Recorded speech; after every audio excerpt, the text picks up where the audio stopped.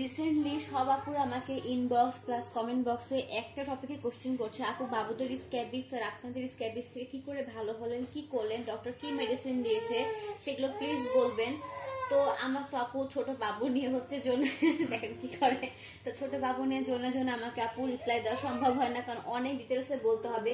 তো আপনাদের জন্য আজকে আমি ফুল মানে প্রেসক্রিপশনটা নিয়ে চলে এসেছি। আপনারা প্লিজ ভিডিওটা মনোযোগ সহকারে দেখবেন, আমি সব নিয়ম সুন্দর করে বলে দিব।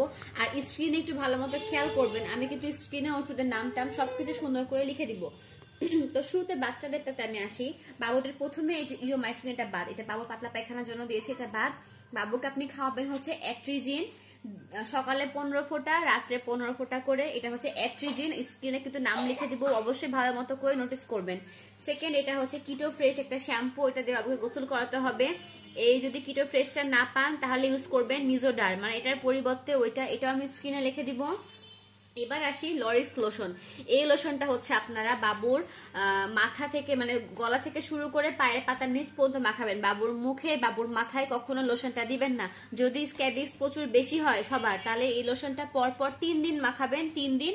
তারপরে যখন গোসল করবেন তখন এই শ্যাম্পুটা দিয়ে গোসল করবেন। তাহলে কি বললাম, এটা হচ্ছে চুলকানি বেশি হলে পরপর 3 দিন ইউজ করবেন, তারপরে গোসল করবেন। সাথে করতে হবে কি, আপনার যেগুলো যাবতীয় ইউজ, যেরকম আপনি আজকে এই চাদরে আপনি লোশন মেখে ঘুমালেন, এই চাদর, বাবুদের গায়ে যে জামা কাপড় থাকবে, আপনার গায়ে যে জামা কাপড় থাকবে, সবকিছু গরম পানি দিয়ে ওয়াশ করতে হবে, ঠিক আছে? এটা গেল বাচ্চা সেক্টরটা বাদ।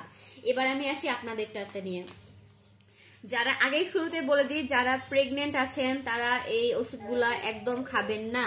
তাহলে এখন যারা হচ্ছে হ্যাঁ ব্রেস্ট ফিডিং করলে আপনি খেতে পারবেন, কারণ যেহেতু বাবুর জন্য দিয়েছে ডাক্তার। তো ফাইলোপেন, এটা হচ্ছে দিনে 4টা খেতে হবে 6 ঘন্টা পর পর, কারণ 4 6 24।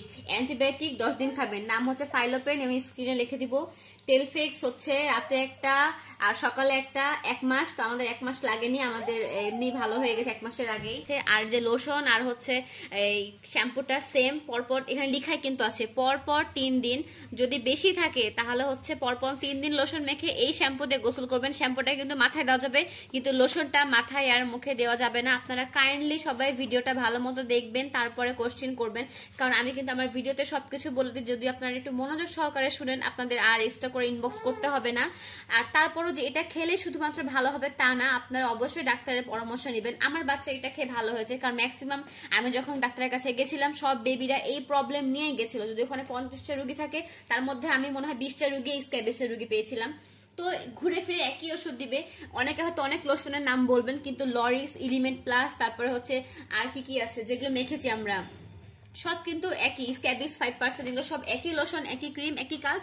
তো এই ভিডিওটা ভালো লাগলো অবশ্যই লাইক কমেন্ট শেয়ার করবেন, আর এই ভিডিওটা শেয়ার করে অবশ্যই টাইম লাইনে রাখা দরকার, কারণ স্ক্যাবিস এখন ঘরে ঘরে এখনো ভালো হয়নি। আর সব থেকে ভালো কথা যেটা আমি এখনো করি, বাচ্চা জামা কাপড়, আমাদের বেডশিট, ইভেন আমার গায়ে জামা কাপড় আমি এখন পর্যন্ত গরম পানি দিয়ে ইউজ করে ধুই, দেখে নিজে একটু ভালো থেকে হাইজিন মেনটেন করি, দেখে আমার এখন অত চুলকানি বাবুর হয় না।